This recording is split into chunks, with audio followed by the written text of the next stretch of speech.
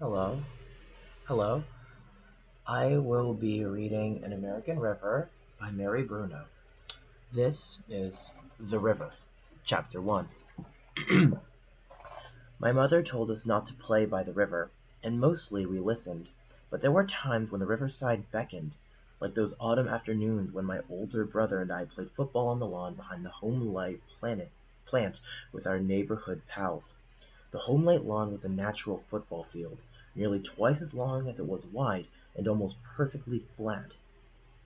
The grass was a thick green cushion that was always neatly trimmed, not surprising really, since lawn mowers were one of Homelight's premier product lines. There was no fence to bar our entry. No one ever chased us off.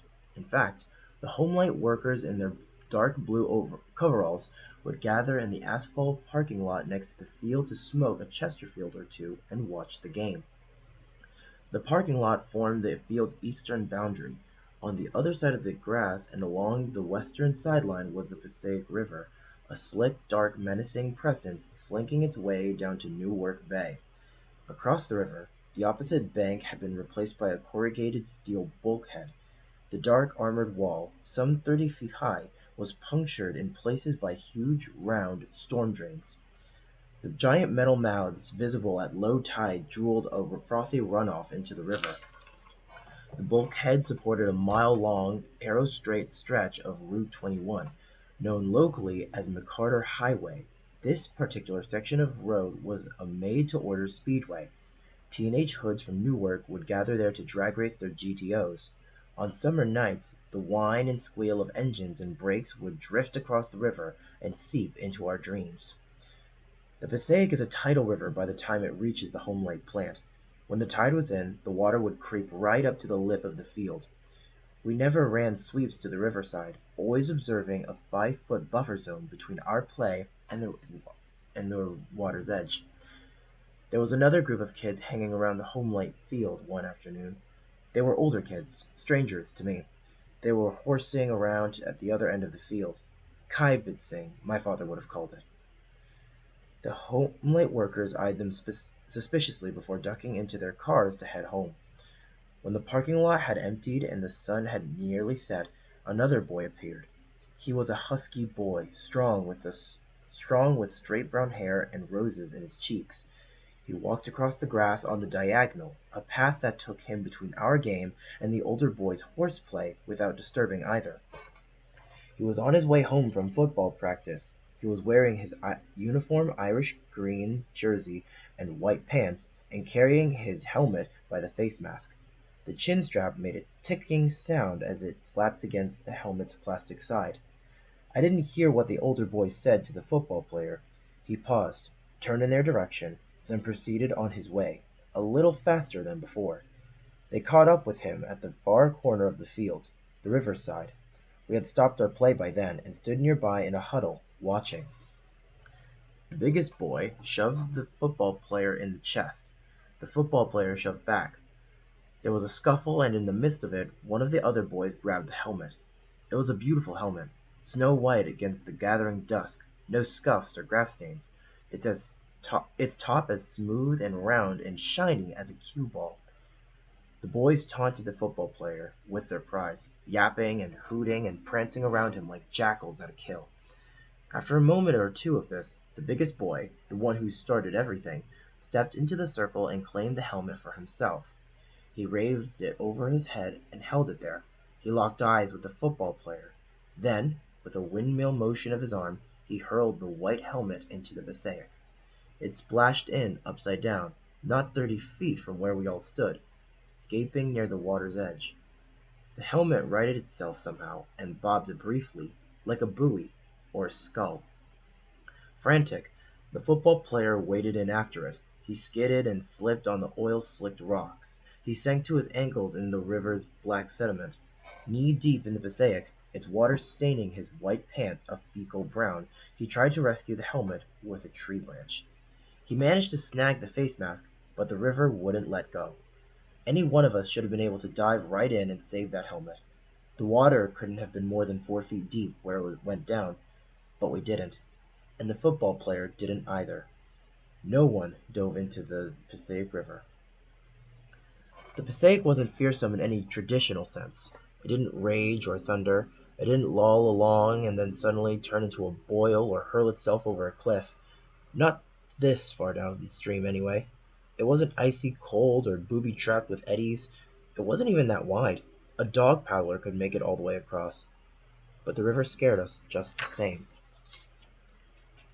We were afraid of its impenetrable darkness, afraid of its industrial smell. We were afraid of the things that lived beneath its surface, and the things that had died there. We were afraid of spotting a hand or a head bobbing in the rafts of garbage that floated by. We were afraid of submerged intake valves that sucked water into the factories along the banks. We were afraid of the river's filth. It wasn't the kind of filth that came from playing football with your friends. It was grown-up filth. The kind that scared the blue out of water and coated the riverbank with oily black goo. It was the kind of filth you could taste, the kind that could make you sick, maybe even kill you. We were afraid of getting splashed with river water or of touching river rocks. We were afraid of falling in or, God forbid, going under. We were afraid of the river's anger at being so befouled, and afraid, most of all, of the revenge we felt certain the river would exact. The Passaic claimed the white helmet. It could claim us too. It was 1960 in North Arlington, New Jersey, my hometown, a small borough on the Passaic's eastern shore just 5 miles upriver from Newark. This this industrial lower stretch was our Passaic. My mother told us not to play by the river, but she didn't have to. Okay, more. Page 12, for those who are lost. Many years later, in September 2005, I took my first cruise on the Passaic River with the NYNJ Baykeeper Association, the New Jersey-based nonprofit that has taken up the river's cause. Our boat was a 16-foot aqua patio. It looked like a floating hot tub, all white with a high freeboard and banquet seating, ideal for the civilian river trips that the Baykeeper regularly runs up the Passaic. The two hour tour took us about 3 miles upriver, from the mouth in South Newark to the New Jersey Performing Arts Center at the north end of downtown. It was the first time I had ever actually been out on the Passaic. I took a seat in the bow with a pair of environmental engineers from Pennsylvania and three attorneys from the Rutgers Environmental Law Center. Janice and Martin, a retired couple from New York, were squeezed into the stern alongside two researchers from the New York Academy of Sciences, who were studying the ecology of New York Harbor. Skipper Bill Sheehan, the Hackensack River keeper, had the helm amidships.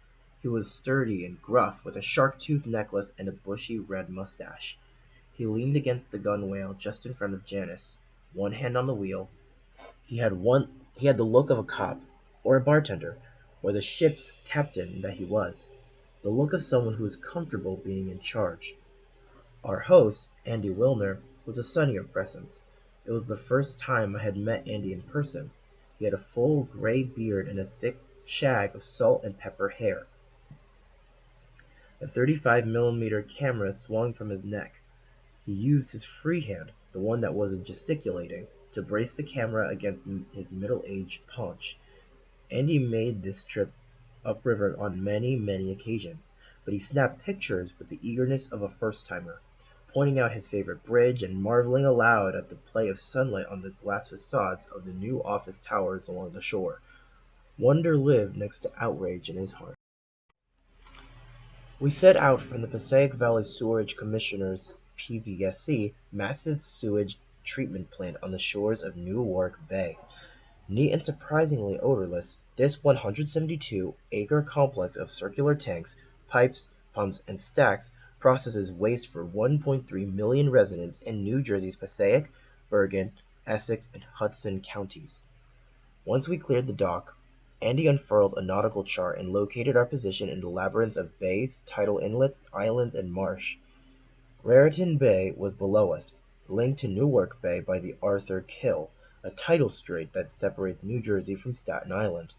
Across Newark Bay to, across Newark Bay to the east lay the so-called Meadowlands, the salt marsh that is home to the Hackensack River. Above us, and well within view, were the mouths of the Hackensack and the Passaic. The two rivers flowed down from the north and squeezed the last bite of land between them into a chubby, muddy V, called Kearney Point, before they disappear into Newark Bay. Andy straightened up, and with a sweep of his right arm lassoed up the view. All these bays were much larger, he said. They were all extraordinary wetlands. The Passaic was one of the most bountiful rivers in the whole system. This estuarine stream with tributaries coming into it, and a marsh system all around it. I strained to picture the scene that Andy was describing. Like so much wild habitat in New Jersey, the wetlands that surround Newark Bay had been manhandled over time. In most places, their transformation is so complete that discerning the natural features of the landscape is an exercise in extreme imagination. The once sinuous outline of Newark Bay, scalloped by coves and inlets and the mouths of its tidal rivers and creeks, is now ruler straight thanks to a century-long parade of large-scale public and private development projects. You can see how geometric the shoreline is, said Andy, tapping the chart. These are big fills. The transformation of the Newark Meadows began in 1914 when the city of Newark, hungry for real estate, began reclaiming the marshland across the western shore of Newark Bay.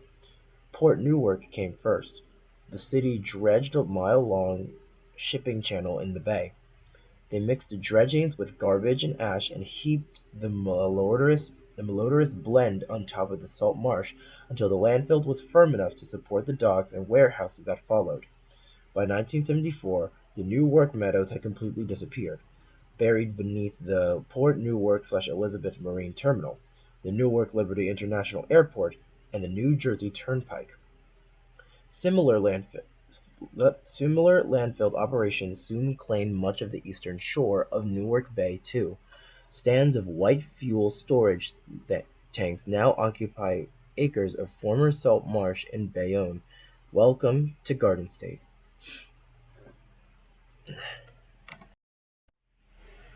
The massive industrial footprint is the first impression that most visitors to the state will have, certainly the millions who arrive and depart by way of Newark Airport.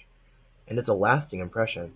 The industrialization of the Newark Bay marshland has done more to stereotype New Jersey than all the jokes about big hair and the mob.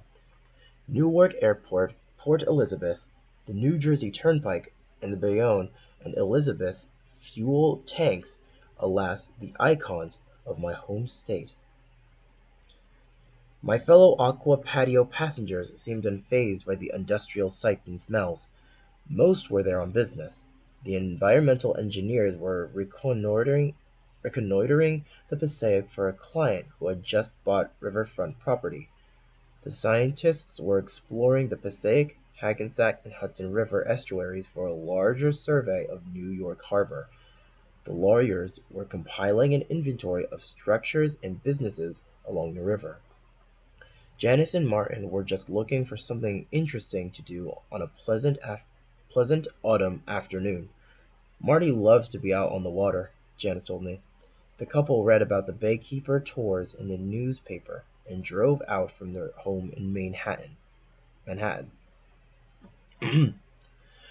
They couldn't have picked a better day. The sky was a cloudless blue.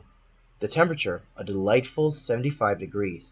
It was the kind of Indian summer evening that can make even the Passaic look good. It did, and it did look good. The water was actually blue. Its surface, miraculously free of debris, rippled and sparkled with every breeze. The sun was slipping lower in the sky, 3 fingers from the horizon. Now 2. The light was sharp and golden. We were sailing through honey.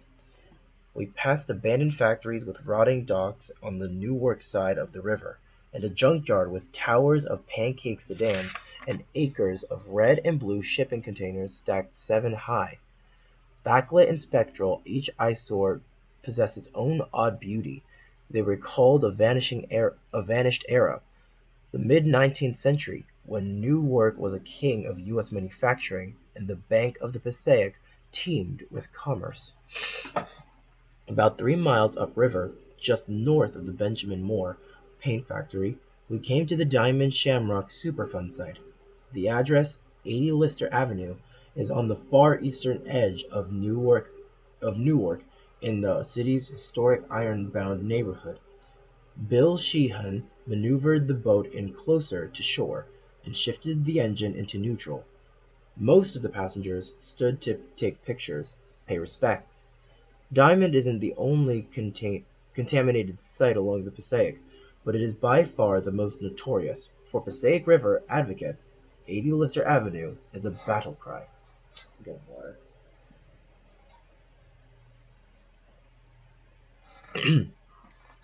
The remains of the Diamond Shamrock plant had been entombed within the gray concrete mound we were floating past. It was the highlight of the tour, roughly 8 feet high and about the size of a football field. The mound was secured behind a concrete bulkhead and a steel fence, sealed with multiple layers of clay and capped with concrete and an impermeable geofabric membrane.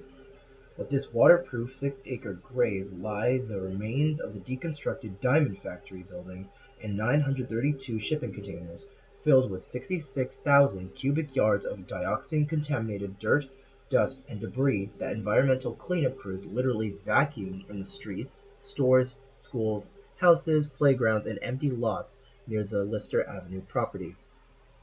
"A few thousand years from now," said Bill Sheehan, "archaeologists studying the site will conclude that the people of the late 20th century built monuments to their pollution the way the Egyptians built monuments to their pharaohs."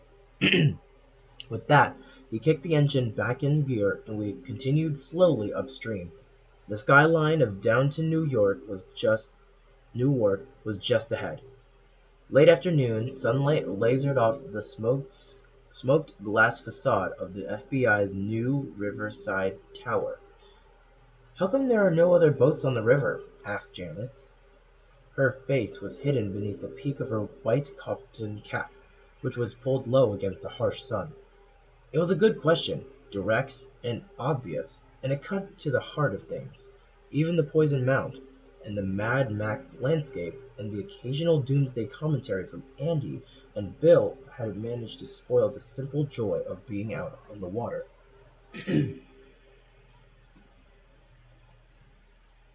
Page 17. My mother would have liked this boat ride. She always dreamed of living by the water. Whenever she would mention this, my father would tease her. "You do," he'd say. "You live by the Passaic." There was a time when people would have coveted our home above the river. The Passaic was valued once, even beloved. Civic leaders harnessed its power to fuel their industrial revolution. Artists immortalized its beauty in paintings and verse. The river's clear, navigable waters sustained the settlers who farmed and fished its fertile basin, and built cities and towns like mine along its banks. But those days didn't last. The Passaic's beauty had been ravaged and its bounty spent long before Janice posed her question. No one in my large extended family ever mentioned or seemed to mourn the river's passing. The Passaic was something we crossed over or drove along, but it was never something we engaged. The river was like an elephant in the room of my childhood. Its death was a ho-hum fact of life, like Friday night short traffic on the Garden State Parkway or Hudson County politicians on the take. Some people must have fought for the rivers once, but the battle was long over. The river lost. How come there were no other boats in the Passaic on this perfect late September afternoon? I knew the answer to Janice's question. There are hundreds of thousands of waterways in the continental United States, 3.5 million miles of endlessly moving liquid.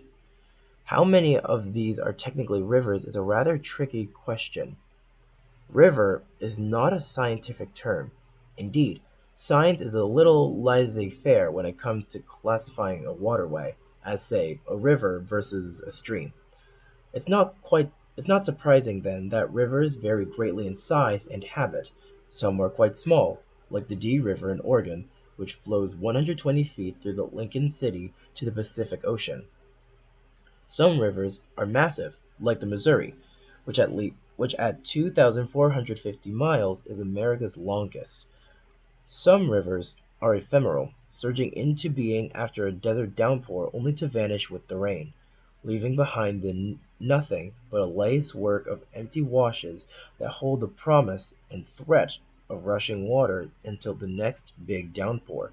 A few rivers, like Florida's Kissimmee,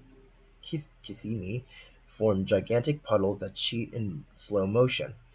The gentlest flood, inching across a grassy sea some 40 miles wide.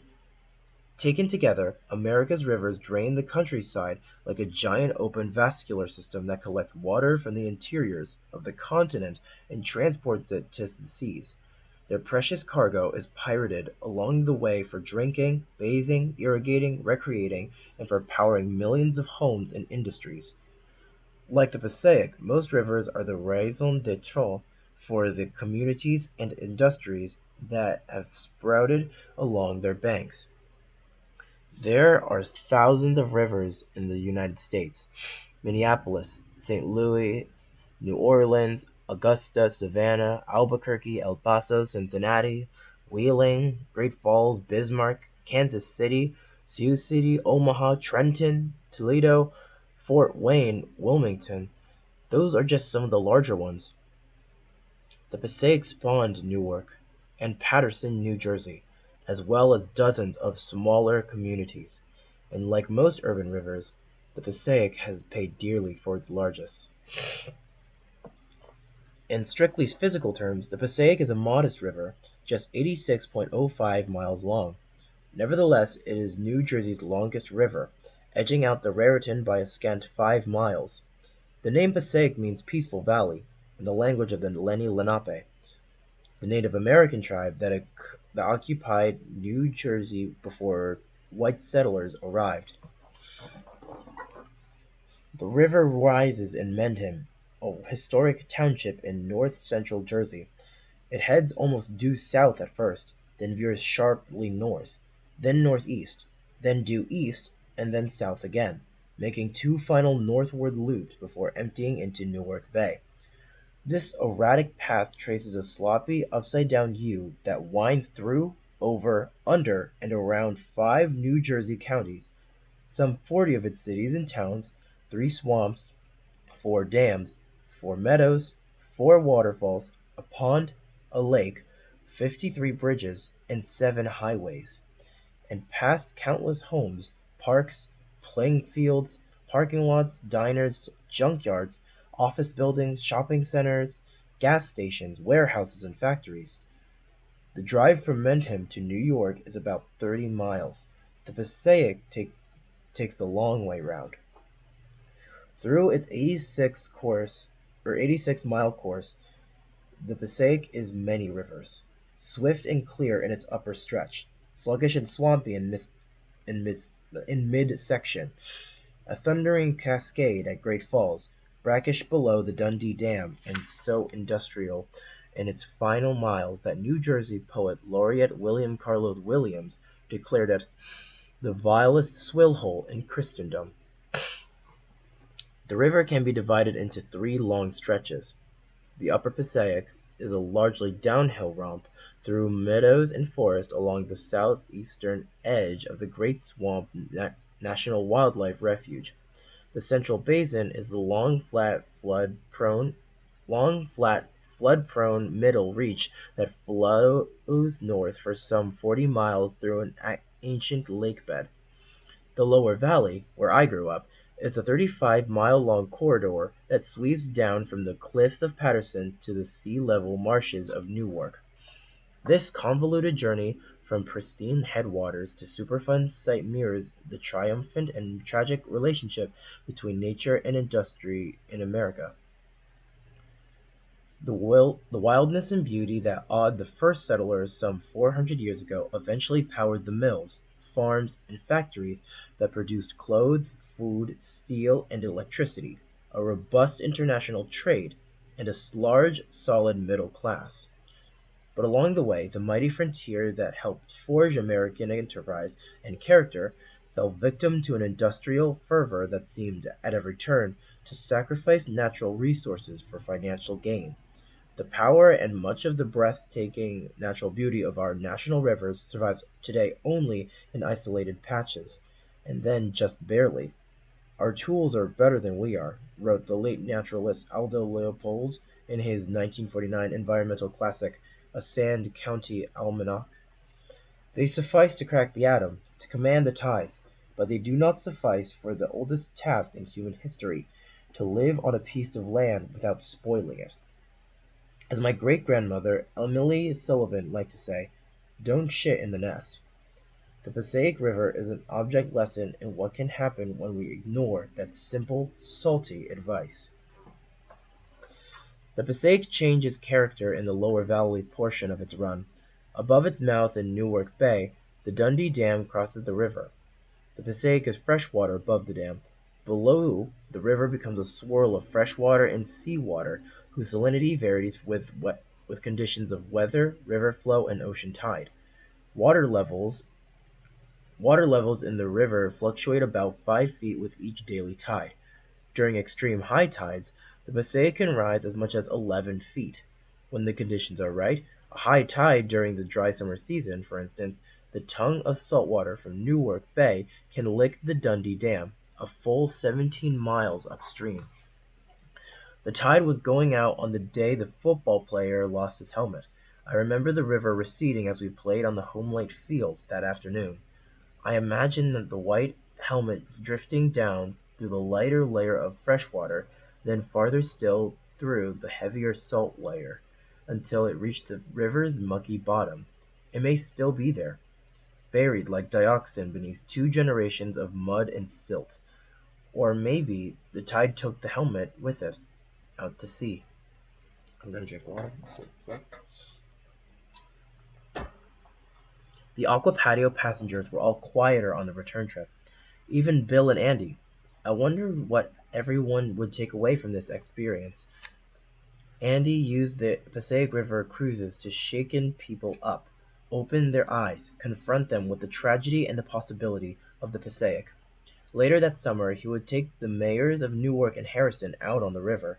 Baykeeper hosts cruises for local business leaders, for the press, and for the general public, too.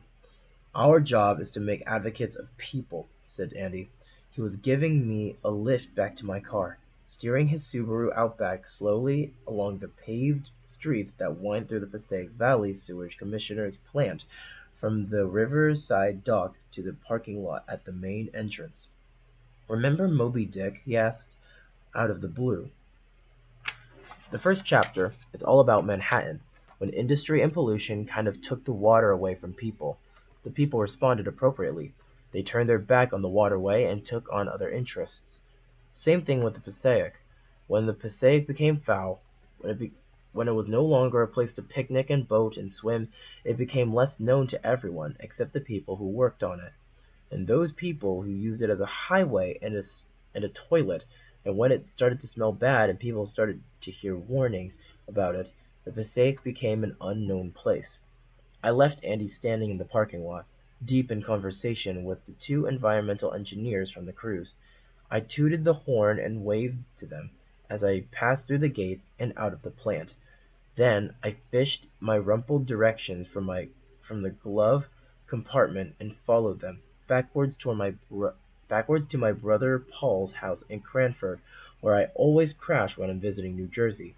We call it the Cranford Hilton. My maiden voyage on the Passaic River had the desired effect. Andy would have been pleased. I didn't get it out of I didn't get over my fear of the river, but after the boat ride that fear mingled with curiosity and a kind of compassion. The river had touched me. Look at me, it seemed to say. Listen. The lower Passaic has been unknown and unloved for more than a century now. That's a long, sad estrangement from the 2 generations of New Jerseyites who live on and near its shores. But unknown is not unknowable. Unloved is not unlovable. Driving back to Cranford that evening, I decided to kayak down the Passaic. Paddling its length seemed like a good way to get reacquainted. It was time I got to know my hometown river. This is the end of chapter 1. Thank you.